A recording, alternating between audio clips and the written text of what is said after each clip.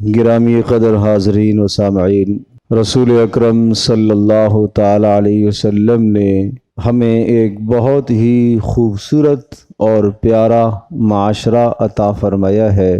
پیارے پیغمبر صلی اللہ تعالی علیہ وسلم نے زندگی گزارنے کے معاشرتی جو اصول ذکر فرمائے ہیں، اتنے بہترین اور اتنے شاندار اور خوبصورت اصول ہیں کہ ان اصولوں کے مطابق مسلمان تو کیا، اگر کافر بھی زندگی گزارتا ہے تو اس کے لیے بھی دنیا میں چین سکون کا ذریعہ ہے۔ ان اصولوں میں دنیا کا سکون چین بھی ہے اور ان اصولوں میں آخرت کی کامیابی بھی ہے۔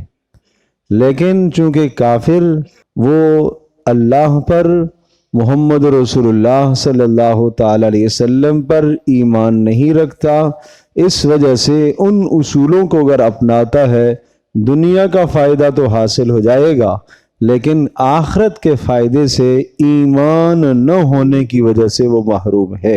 اور وہ پیارے اصول اگر مسلمان اپناتا ہے تو مسلمان اس دنیا میں بھی کامیاب و کامران ہے اور آخرت میں بھی وہ کامیاب و کامران ہوگا اگر مسلمان رسول اکرم صلی اللہ تعالی علیہ وسلم کے بتائے ہوئے ان اصولوں کو اپنائے۔ چنانچہ معاشرتی زندگی میں رسول اللہ صلی اللہ تعالی علیہ وسلم نے بہت سے اصول ذکر فرمائے۔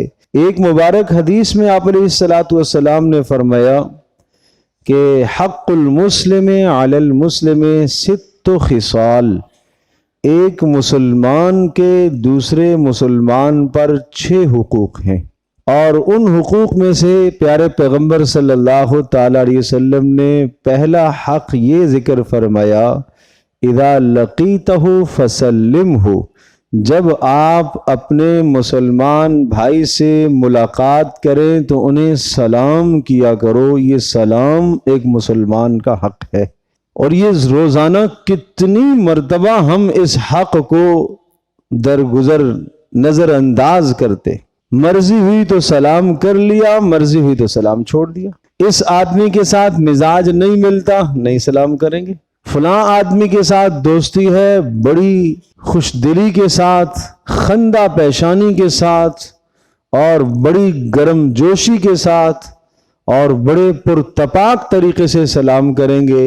لیکن جس کے ساتھ مزاج نہ ملتا ہو اسے اول تو سلام ہی نہیں کرتے، کر بھی لیا بس ایسے ہی السلام علیکم۔ یہ مسلمان کا حق ہے، یہ اپنے گھر میں داخل ہو گھر والوں کا حق ہے، یہ بیوی کا حق ہے، یہ بچوں کا حق ہے، یہ اپنے عزیز اور پڑوسی کا حق ہے کہ آپ خندہ پیشانی سے مسکرا کر اپنے مسلمان بھائی سے ملاقات کریں۔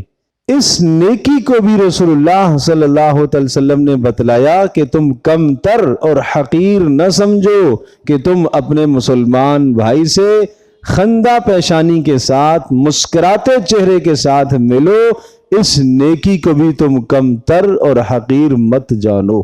ممکن ہے یہی نیکی آپ کے لیے جنت میں داخلے کا ذریعہ بن جائے۔ اسی طرح سے دوسرا حق پیارے پیغمبر صلی اللہ تعالی علیہ وسلم نے ارشاد فرمایا، اذا دعاک فاجبہ، مسلمان بھائی کا دوسرا حق یہ ہے کہ جب وہ آپ کو دعوت دے تو آپ اس کی دعوت کو قبول کیجئے۔ جب وہ آپ کو دعوت دے تو آپ اس کی دعوت کو قبول کیجئے۔ ایک مسلمان کی دل جوئی کے لیے اور ایک مسلمان کی محبت کو بڑھانے کے لیے، ایک مسلمان جب مسلمان کے لیے دعوت کا انتظام و اہتمام کرتا ہے تو یہاں حق سمجھایا کہ آپ اپنے اس مسلمان بھائی کی دعوت کو قبول کرو۔ یہاں تک پیارے پیغمبر صلی اللہ تعالی علیہ وسلم نے ارشاد فرمایا، من دعی الی طعام فلم یجبہ فقد عصی ابا القاسم او کما قال علیہ الصلاۃ والسلام، جس آدمی کو کھانے کی طرف دعوت دی گئی اور اس دعوت کو اس نے قبول نہیں کیا تو اس نے محمد رسول اللہ صلی اللہ علیہ وسلم کی نافرمانی کی۔ آپ کا کیا خیال ہے، نماز کا ترک کرنا ہی نافرمانی ہے؟ زکوٰۃ فرض ہونے کے باوجود نہ ادا کرنا وہی نافرمانی ہے، یہ بھی تو نافرمانی ہے۔ رسول اللہ صلی اللہ تعالی علیہ وسلم نے اس کو بھی نافرمانی بتلایا، اور خود رسول اللہ صلی اللہ تعالی علیہ وسلم کا مزاج مبارک یہ تھا، آپ فرماتے تھے کہ اگر مجھے کوئی آدمی ایک معمولی سی دعوت کی طرف بھی دعوت دیتا ہے، مدعو کرتا ہے، تو میں اسے قبول کروں گا۔ لو دعیت الی قراع،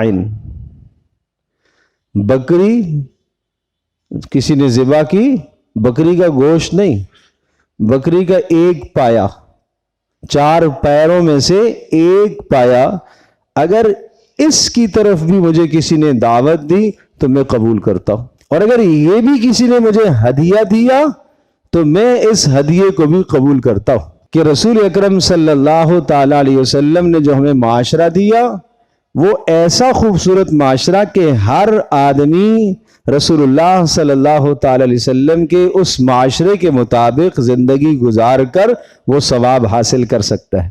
کیا آپ جانتے ہیں روزہ دار کو روزہ افطار کرانا کتنا بڑا ثواب ہے؟ ایسا ہے جیسا کہ آپ نے خود روزہ رکھا۔ جنت کی خوشخبریاں ہیں کس پر؟ روزہ افطار کرانے پر۔ تو صحابہ پریشان ہو گئے، اللہ کے رسول یہ اتنی فضیلتیں آپ نے روزہ افطار کرانے کی بتلائی ہیں، ارشاد فرمائی ہیں، ہمارے پاس کہاں حیثیت اور کہاں استطاعت ہے کہ ہم کسی کو روزہ افطار کرائیں؟ گھر میں خود کھانے کو میسر نہیں ہے، گھر میں تنگی ہے، تنگ دستی ہے، فقر و فاقہ ہے، اپنے بچے بھوکے رہتے ہیں، کسی کو روزہ ہم کیسے افطار کرا سکتے ہیں؟ پیارے پیغمبر صلی اللہ علیہ وسلم نے فرمایا یہ ثواب اللہ تبارک تعالیٰ آپ کو ایک پانی کا گھونٹ پلانے پر یا ایک لسی کا گھونٹ پلانے پر بھی عطا کرے گا۔ تو دعوت کا یہ مطلب نہیں ہے کہ 10 قسم کے کھانے ہوں، دعوت کا یہ مطلب نہیں ہے کہ بہت پرتکلف ہو، دعوت کا یہ معنی نہیں ہے کہ بہت عالی شان اس نے خرچ کیا ہو اور اپنی جان پر بوجھ ڈال کر قرض لے کر وہ آپ کی دعوت کرے۔ رسول اللہ صلی اللہ علیہ وسلم نے اس عمل سے کیا بتایا کہ اگر ایک بکری کے ایک پائے کی طرف بھی مجھے کوئی دعوت دیتا ہے میں اسے قبول کرتا ہوں۔ معنی یہ ہے کہ دعوت میں تکلف بہت زیادہ نہیں ہونا چاہیے۔ جب دعوت سادہ ہوگی تو ہر آدمی دعوت کرنے کی بھی طاقت رکھے گا۔ تو ادھر دعوت کرنے میں اصول کیا سمجھایا کہ کھانے کے لیے جب آپ دعوت دیں تو بہت تکلف نہ کرے، جو آپ کی حیثیت ہو اس حیثیت کے مطابق دے دیں۔ اب آج جس ماحول اور معاشرے میں ہم گزر رہے ہیں، اگر ہماری کسی نے دعوت کر دی اور اس دعوت میں اس نے سبزی پکائی تو ہم تو ناراض ہو جائیں گے، ہم کیا کہیں گے؟ اس سے زیادہ تو میں اچھا اپنے گھر میں کھاتا تھا۔ تو بھائی دعوت کا یہ مطلب تو نہیں ہوتا کہ آپ بھوکے تھے اور آپ کو گھر میں کھانا نہیں مل رہا تھا اس لیے صاحب نے آپ کی دعوت کی ہے۔ بھائی دعوت کا مقصد مسلمانوں کا آپس میں مل بیٹھنا ہے، محبت کے ساتھ ایک دوسرے کے گھر میں آمد و رفت ہے، یہ غرض ہے دعوت، یہ مقصد ہے دعوت کا۔ تو اس لیے آپ نے ارشاد فرمایا کہ اگر مجھے کوئی بکری کے ایک پائے کی طرف بھی دعوت دیتا ہے تو میں اسے قبول کر لیتا ہوں، اور اگر اس قسم کی معمولی چیز بھی مجھے کوئی ہدیے میں دے دے تو میں اسے لے لیتا ہوں۔ پتہ یہ چلا کہ ہدیہ بھی دینا محمد رسول اللہ صلی اللہ علیہ وسلم کی سنت، اور ایک معمولی چیز کو بھی ہدیہ قبول کر لینا یہ بھی رسول اکرم صلی اللہ تعالی علیہ وسلم کی سنت ہے۔ اس میں تکلف نہیں ہونا چاہیے تاکہ ہر آدمی کو سہولت ہو اور آسانی ہو۔ پھر آپ علیہ الصلوۃ والسلام نے بہت خوبصورت آداب ذکر فرمائے ہیں۔ حضرت صلی اللہ تعالی علیہ وسلم کی ایک شخص نے دعوت کی اور انہوں نے کہا اللہ کے رسول آپ خود تشریف لائیے اور ساتھ 4 افراد اور بھی آپ لے آئیے۔ پیارے پیغمبر صلی اللہ تعالی علیہ وسلم نے جیسے میزبان نے بتایا ایسے آپ نے 7 اور افراد کو لیا، جتنے انہوں نے بتائے اتنے رسول اللہ صلی اللہ علیہ وسلم نے لے لیے۔ چلتے چلتے راستے میں ایک اور شخص رسول پاک صلی اللہ تعالی علیہ وسلم سے اس نے کوئی بات پوچھی، بات پوچھنے کے بعد آپ کے ساتھ ساتھ چلنے لگ گیا۔ ان صاحب کے گھر میں پہنچ گئے۔ پیارے پیغمبر صلی اللہ تعالی علیہ وسلم نے میزبان سے اجازت لی کہ ہمارے ساتھ ایک اضافی آدمی بھی آ گیا ہے، اگر تم اجازت دے دیتے ہو تو میں اس کو لے آؤں، اور اگر اجازت نہیں دیتے تو میں اس کو واپس کر دوں۔ ادب خوبصورت دیکھا آپ نے. پیارے پیغمبر صلی اللہ تعالی علیہ وسلم کا شفیق ہونا، آپ کا مہربان ہونا ایک علیحدہ ہے، لیکن یہاں چونکہ میزبان کو تکلیف نہ ہو، اس کو اذیت نہ ہو، اس لیے رسول اللہ صلی اللہ تعالی وسلم نے پوچھا ہے کہ اگر تم اجازت دو تو میں لے آؤں، اور اگر اجازت نہیں دیتے تو میں اسے واپس کر لوں. پتہ یہ چلا کہ اگر کوئی آدمی بغیر بلائے آپ کے ساتھ چلا گیا ہے تو میزبان کی اجازت کے بغیر اس کا گھر میں داخل ہونا جائز نہیں ہے. تو اس شخص نے اجازت دے دی، جی اللہ کے رسول لے آئیے. اب جب لے آنے کی اجازت اس نے دے دی، پیارے پیغمبر صلی اللہ تعالی علیہ وسلم آقائے دو جہان ہیں، دونوں جہانوں کے آپ سردار ہیں، آپ نے یہ ارشاد نہیں فرمایا کہ نہیں میرا اختیار ہے، میں اپنے اختیار سے اس کو لے کے آیا ہوں، تم کیوں منع کر رہے ہو؟ رسول اللہ صلی اللہ علیہ وسلم نے ہمیں ادب سکھایا. اور پھر پیارے پیغمبر صلی اللہ تعالی علیہ وسلم نے اس معاملے میں سختی بھی کی ہے، شدت بھی اختیار فرمائی ہے. آپ علیہ الصلوۃ والسلام نے ارشاد فرمایا جو شخص بغیر بلائے کسی کے گھر میں داخل ہوتا ہے دعوت کھانے کے لیے، دعوت آپ کو دی گئی ہے، آپ ایک ساتھ اپنا ساتھ لے کر گئے ہیں، ایک طفیلی ساتھ لے کے چلے گئے، اس کی دعوت نہیں تھی، آپ کو اکیلے میں بلایا گیا، آپ فیملی لے کر پہنچ گئے، آپ کو اکیلے میں بلایا گیا، آپ بچوں کو ساتھ لے کر پہنچ گئے، تو کیا ارشاد فرمایا؟ جو آدمی بغیر بلائے کسی کے گھر میں داخل ہو دعوت کھانے کے لیے، جب وہ داخل ہوتا ہے تو وہ چور ہوتا ہے، اور جب وہ واپس نکلتا ہے تو لٹیرا ہوتا ہے. اللہ ہماری حفاظت فرمائے. کیا آپ میں سے کوئی ایسا بننا چاہے گا؟ نہیں. سب کے سامنے کھانا کھا کے نکلا ہے، لیکن رسول اکرم صلی اللہ تعالی علیہ وسلم کی تعلیمات کے مطابق اس کا یہ عمل چوری بھی ہے اور اس کا عمل یہ ڈکیتی بھی. تو ان باتوں کی رعایت آج کیوں نہیں رکھی جاتی؟ یہ اس لیے فرمایا کہ مسلمان کا مسلمان پر حق ہے، تاکہ میزبان کو بھی سہولت ہو، جس نے آپ کو مدعو کیا ہے اسے بھی سہولت ہو. یہ رسول اکرم صلی اللہ تعالی علیہ وسلم کی مبارک اور خوبصورت تعلیمات ہیں. پھر یہ بات بھی ذہن نشین فرمائیے، ولیمے کا کھانا ہے، ولیمے کی دعوت ہے، ولیمے کی دعوت فرض نہیں ہے، یعنی ولیمہ کرنا فرض نہیں ہے، ولیمہ کرنا واجب نہیں ہے، ولیمہ کرنا مستحب ہے. حیثیت، استطاعت، گنجائش ہے تو کر لو، نہیں ہے چھوڑ دو. ظہر کی نماز آپ ادا فرمائیں گے یا جمعے کی نماز ادا کرنے کے بعد آخر میں آپ نے سنتیں ادا کرنے کے بعد 2 نوافل ادا کیے. جب 2 نوافل آپ نے ادا کیے کر لیں تو ثواب، نہیں کریں گے تو کوئی گناہ ہے؟ نہیں ہے. اسی طرح کی حیثیت ہے ولیمے کی بھی، کر لیں گے تو ثواب کی بات ہے، نہیں کریں گے تو کوئی گناہ نہیں ہے. لیکن اس کے اصول رسول اللہ صلی اللہ علیہ وسلم نے بتلائے. اگر آپ نے کرنا ہی ہے تو اس کے اصول، اور اس کے اصول صرف رسول اللہ صلی اللہ علیہ وسلم نے نہیں بتلائے بلکہ قرآن مجید میں بھی آیا ہے.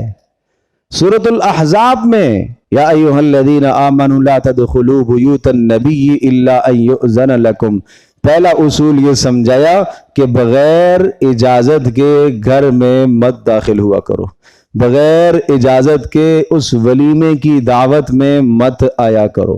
الا ان یؤذن لکم الی طعام غیر ناظرین اناہ. دوسرا ادب یہ سمجھایا کہ وقت سے پہلے بھی مت پہنچ جایا کرو. فَإِذَا طَعِمْتُمْ فَادْخُلُوا. اور تیسرا ادب یہ سمجھایا غیر ناظرین اناہ ولیکن اذا دعیتم فادخلوا. تیسرا ادب یہ سمجھایا کہ جو وقت آپ کو مقرر بتلایا جائے اس وقت پر آپ پہنچو. جو وقت بتایا جائے، وقت ہے رات کو 9 بجے کا اور صاحب پہنچ رہے ہیں 10 بجے، وقت مقرر ہے 10 بجے کا، پہنچ رہے ہیں 12 بجے، تاریخ بھی بدل جاتی ہے، اس وقت جناب ولیمے میں شرکت کی. تو یہ آپ نے مسلمان کا حق نہیں ادا کیا.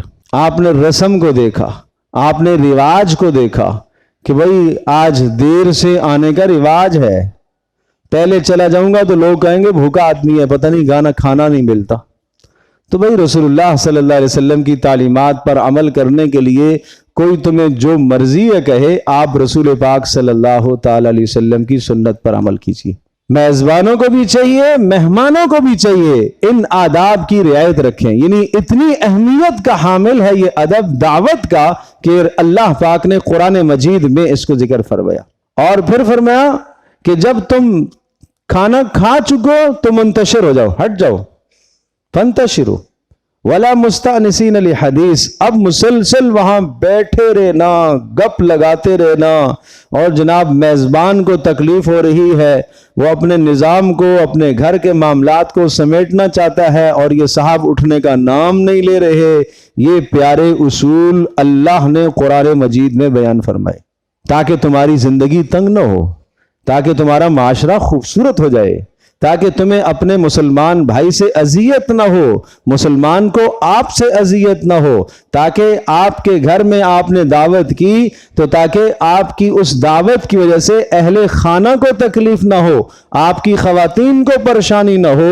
اس لیے اللہ تبارک و تعالیٰ نے یہ خوبصورت اصول بتائے۔ پھر رسول اللہ صلی اللہ علیہ وسلم نے یہ بھی بتایا کہ بئس الطعام طعام الولیمہ، بدترین کھانا ولیمے کا وہ کھانا ہے یدعا الیہ الاغنیاء ویترک الفقراء، بدترین کھانا ولیمے کا وہ ہے جس میں صرف مالداروں کو دعوت دی گئی ہو اور جس میں غریبوں کو نظر انداز کر دیا گیا۔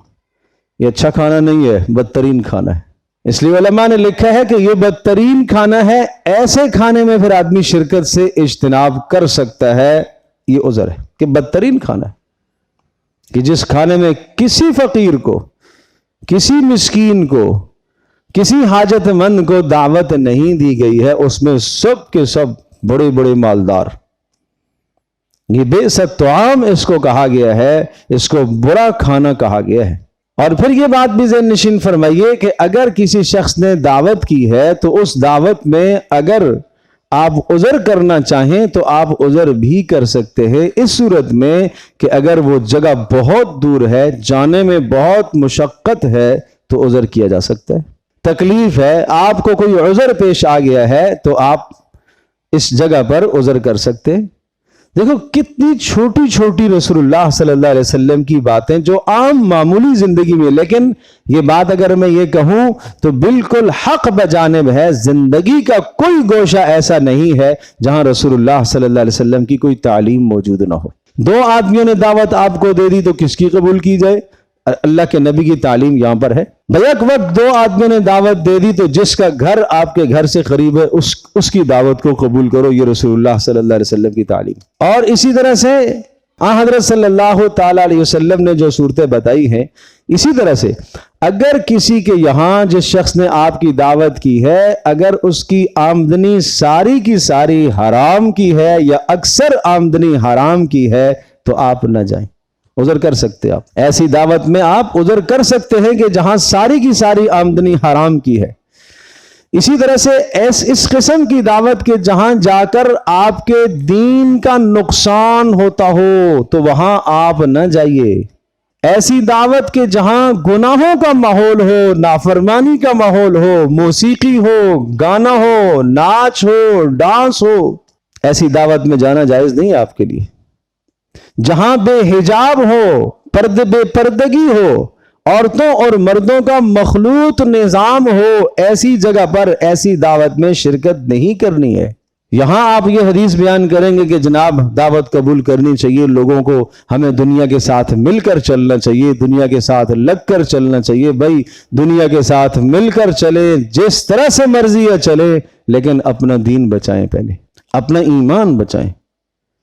اس دوسرے کی دنیا کو بنانے کے لیے اپنا دین برباد کر دیا۔ حدیث پاک میں آتا ہے بدترین انسان یہ ہے جس نے دوسرے کی دنیا کو بنانے کے لیے اپنا دین تباہ کر دیا۔ اس کی محفل کو رونق بخشنے کے لیے کہ جناب آپ کا آنا تو ہمارے لیے باعث رونق ہے، ہمارے لیے باعث خوشی ہے، تو اس کا آنا، آپ کا جانا اس کے لیے باعث خوشی ہوا، اس کی دنیا کو بنانے کے لیے اپنا دین کیوں تباہ کیا ہے؟ یہ سخت گناہ کی بات ہے۔ اس لیے ایسی محافل میں، ایسی مجالس میں جہاں موسیقی ہے، گانے کا انتظام و اہتمام ہے، جہاں خرافات ہیں، جہاں بے حیائی کا ارتکاب ہے اور جہاں اس قسم کی نافرمانیاں ہیں، بے پردگی ہے، مت جائیے ایسی جگہ پر۔ اب آپ کہیں گے ہم خاندان سے کٹ کے کیسے چلے؟ میرے عزیز دوستوں اور بزرگوں، رسول اکرم صلی اللہ تعالی علیہ وسلم کی تعلیم یہاں پر یہ ہے، میں پیارے پیغمبر صلی اللہ تعالی علیہ وسلم کی تعلیم عرض کر رہا کہ زندگی کا کوئی گوشہ نہیں ہے جہاں رسول اللہ کی تعلیم نہ ہو۔ کیا کیا جائے جی؟ ایک طرف تو یہ ہمارا عزیز ہے، رشتہ دار ہے، سگا بھائی ہے، اس کے ہاں اس کے بیٹے کی شادی ہے اور شادی کے اندر بہت گناہوں کا انتظام ہے اور موسیقی ہے، ناچ گانا ہے، ڈانس ہے، بے حیائیاں ہیں۔ دوسری طرف اپنا ایمان بچانا ہے، دو تقابل آگے۔ اب مجھے کیا کرنا چاہیے؟ کیا کرنا چاہیے؟ رسول اللہ صلی اللہ علیہ وسلم کی کیا یہاں کوئی تعلیم ملتی ہے؟ آپ کی یہاں کوئی سنت موجود ہے؟ آپ نے یہاں کوئی ہدایت، کوئی رہنمائی دی ہے؟ جی ہاں، پیارے پیغمبر صلی اللہ علیہ وسلم کی اس جگہ پر رہنمائی موجود ہے۔ ہم تو یہ کہہ رہے ہیں کہ اگر نہیں جاؤں گا تو یہ ناراض ہو جائے گا۔ رسول اللہ صلی اللہ علیہ وسلم کی تعلیم یہ ہے، جس آدمی نے لوگوں کو راضی کرنے کے لیے اللہ کی نافرمانی کی، جس آدمی نے لوگوں کو خوش کرنے کے لیے اللہ کی نافرمانی کی، اللہ تبارک و تعالی لوگوں کے دلوں میں اس کی نفرت ڈالے گا۔ اور جس آدمی نے اللہ کو راضی کرنے کے لیے لوگوں کی لاج نہیں رکھی، نہیں اللہ کو راضی کرنا ہے، اللہ کو راضی کرنا ہے، اس نے اس تقریب کو چھوڑ دیا اس لیے کہ اس تقریب میں جانے سے اللہ ناراض ہوتا ہے، اللہ کے رسول صلی اللہ علیہ وسلم کی نافرمانی ہوتی ہے، اور لوگوں کی اس نے پرواہ نہیں کی، چاہے قریبی رشتہ دار ہے اس کی پرواہ نہیں کی۔ پیارے پیغمبر صلی اللہ علیہ وسلم فرما رہے، اللہ لوگوں کے دلوں میں اس کی محبت کو پیدا کر دے گا۔ محبت اور نفرت کے فیصلے تو اللہ کی طرف سے ہیں، آپ نے تو اس لیے کیا تھا کہ تاکہ یہ ہم سے راضی ہو جائے، تاکہ یہ بھائی ہے ہمارا، تاکہ عزیز ہے، رشتہ دار ہے، یہ خوش ہو جائے، تو بھائی اس کو خوش کرنے کے لیے آپ نے کیا تھا، اللہ نے تو اس کے دل میں آپ کی نفرت ڈالی، تو پھر کیا فائدہ ہوا؟ اس لیے رسول اکرم صلی اللہ تعالی علیہ وسلم کی مبارک اور پیاری زندگی ہمارے لیے نمونہ ہے۔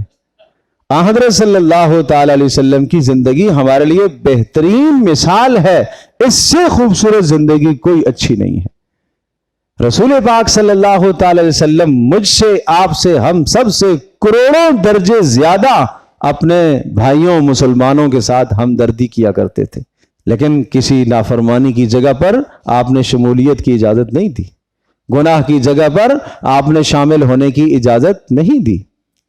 اور پھر یہ بات بھی ذہن نشین فرمائیے، اگر کوئی شخص محض ریاکاری کی وجہ سے دعوت کر رہا ہے اور اس دعوت سے نقصان ہو سکتا ہے آپ کے دین کا، یا کوئی دنیا کی غرض ہے، کسی غرض سے آپ کو بلا رہا ہے، تو یہ دعوت بھی قبول نہیں کرنی کی۔ ایک شخص آئے، آپ نے ان کو کسی جگہ پر والی مقرر فرمایا تھا، مال بیت المال کا وصول کرنے کے لیے کہیں گے، مال لے کے آئے، پیارے پیغمبر صلی اللہ تعالی وسلم کی خدمت میں لا کر انہوں نے خدمت میں مال رکھا، اور حضرت صلی اللہ تعالی علیہ وسلم کو یہ بتایا کہ اللہ کے رسول، یہ مال جو ہے یہ تو بیت المال کا ہے، اور یہ مال مجھے ہدیے میں ملا ہے۔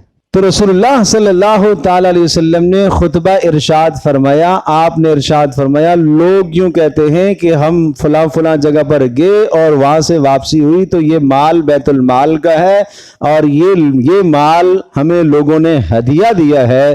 تو آپ نے فرمایا، وہ لوگ اپنے باپ کے گھر میں بیٹھے، میں دیکھتا ہوں کون انہیں ہدیہ دیتا ہے۔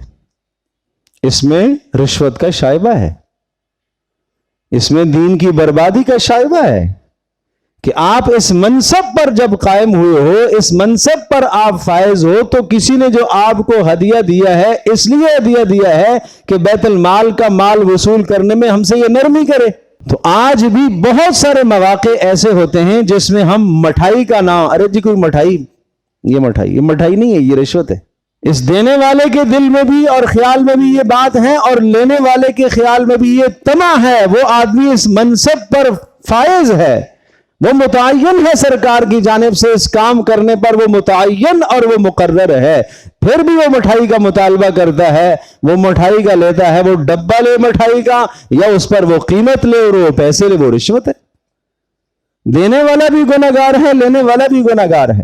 اللہ اکبر۔ رسول اکرم صلی اللہ علیہ وسلم کی تعلیم تو یہ ہے کہ آپ اپنے مسلمان بھائی کے ساتھ اتنی خیر خواہی کریں، اتنی خیر خواہی کریں کہ بلا معاوضہ آپ اپنے مسلمان بھائی کے کام آ جائیں۔ صرف دنیا ہی تو نہیں ہے نا، آپ نے آخرت کمانی ہے کہ اس معاشرے میں رہ کر جیسے نماز سے، جیسے تہجد سے، جیسے تلاوت سے، جیسے صدقہ کرنے سے انسان آخرت کماتا ہے، نیکیاں کماتا ہے، ایسے ہی معاشرے میں ایسے کام کرنے سے بھی تو انسان نیکیاں کما سکتا ہے کہ کسی کا کام بغیر کسی عوض کے محض اللہ کی رضا کے لیے کر دے۔ سبحان اللہ، محض اللہ کی رضا کے لیے۔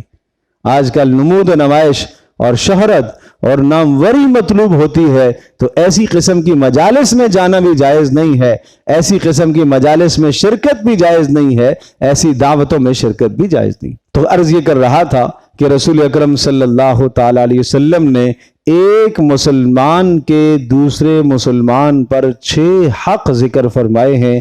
ان 6 حقوق میں سے پہلا حق جو گزشتہ جمعے جس پر بات ہوئی ہے وہ یہ کہ جب مسلمان بھائی آپ سے ملے تو آپ اس کو سلام پیش کرو، اور اس پر بڑی تفصیل سے گزشتہ جمعے ہم نے بات کی ہے۔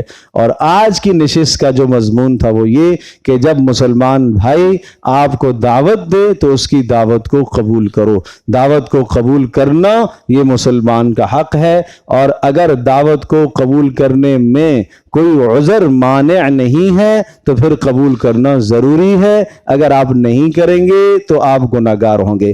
عذر کیا ہو سکتا ہے؟ بہت دور ہے، بہت مشقت ہے، آپ معذرت کر سکتے ہیں۔ نمبر 2، مال اس کا حرام کا ہے، آپ معذرت کر سکتے ہیں۔ نمبر 3، وہاں دنیاوی اغراض ہیں، آپ کے دین کا نقصان ہو سکتا ہے، آپ معذرت کر سکتے ہیں، کرنی چاہیے۔ نمبر 4، آپ دیکھیں وہاں خرافات ہیں، گناہوں کا ارتکاب ہے، گناہوں کی مجالس ہیں، تو آپ معذرت کریں اور آپ کو معذرت کرنی چاہیے۔ ایسی مجالس اور ایسی محافل میں آپ کو شرکت نہیں کرنی چاہیے۔ ہر جگہ پر ایک مسلمان کا خیال رکھیں، مسلمان کے ساتھ ہمدردی کریں، لیکن اپنا ایمان بچاتے ہوئے۔ اپنے ایمان کا تحفظ سب سے اول ترجیح ہے۔ یہ صحابہ کرام رضی اللہ عنہم اجمعین کا مزاج مبارک تھا۔ اپنا ایمان، اپنے ایمان کو بچانا یہ سب سے اول ترجیح ہوا کرتی تھی۔ کوئی میں ایسا کام مسلمان کی ہمدردی نہیں کروں گا جس سے میرے اپنے ایمان کو نقصان پہنچے۔ میں اللہ کی نافرمانی کر کے ایک مسلمان کے ساتھ ہمدردی کروں اور میں خوش ہوں کہ میں نے یہ نیک کام کیا ہے، یہ کوئی نیک کام نہیں ہے۔ وَتَعَاوَنُوا عَلَى الْبِرِّ وَالتَّقْوَى وَلَا تَعَاوَنُوا عَلَى الْإِثْمِ وَالْعُدْوَانِ۔ باہمی ایک دوسرے کے ساتھ مدد کرتے رہا کرو، تعاون کرتے رہا کرو۔ تعاون کی بنیاد اسلام نہیں ہے، تعاون کی بنیاد برادری نہیں ہے، تعاون کی بنیاد قوم نہیں ہے، تعاون کی بنیاد کنبہ نہیں ہے، تعاون کی بنیاد نیکی اور تقوی ہے۔ یہ فرمایا تعاون کی بنیاد نیکی اور تقوی ہے۔ پتہ یہ چلا اگر مسلمان بھی گناہ پر تعاون طلب کر رہا ہے، تعاون کرنا جائز نہیں ہے۔ اور اگر سگا بھائی بھی آپ کا گناہ پر تعاون طلب کر رہا ہے، آپ تعاون مت کیجئے۔ اسی طرح سے آپ کی برادری کا، آپ کی قوم کا فرد آپ سے تعاون طلب کر رہا لیکن گناہ اور نافرمانی پر تعاون مانگ رہا ہے تو یہ تعاون کرنا جائز نہیں ہے۔ اور ایک آدمی تعاون طلب کر رہا آپ سے، وہ مسلمان ہے، اور اسی طرح سے وہ آپ کی برادری کا، آپ کی قوم کا، آپ کے قبیلے کا نہیں ہے، لیکن صرف نیکی اور تقوی کی بنیاد پر آپ اس کا تعاون کر رہے تو اللہ کے ہاں آپ اجر پائیں گے۔ وَلَا تَعَاوَنُوا عَلَى الْإِثْمِ وَالْعُدْوَانِ، اور فرمایا کہ گناہ پر اور نافرمانی پر اور ظلم اور زیادتی پر تعاون مت کیا کرو۔ اللہ پاک مجھے بھی آپ کو ہم سب کو عمل کی توفیق عطا فرمائے۔